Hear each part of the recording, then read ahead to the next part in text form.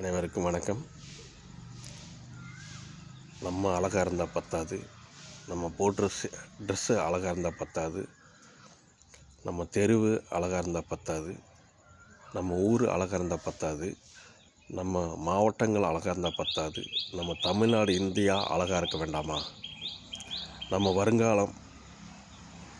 வருங்காலத்தில் நம்ம மகள்கள் நல்லா இருக்கணும் இல்லையா? அதாவது நம்ம அரசாங்கத்தினால் முடியாத எதுவுமே கிடையாது. 90% நடந்திருக்குங்க, அமல்படுத்தியிருக்காங்க. இதையும் அமல்படுத்தணும். அதுக்கு நம்ம கோஆப்ரேட்டாக இருக்கணும்.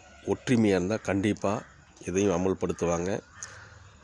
நம்ம இந்தியா தமிழ்நாடு தூய்மை நாடு ஆகும், அழகான நாடாக ஆகும். அதுக்கு நாம் நிறையா கோஆப்ரேட் பண்ணணும்.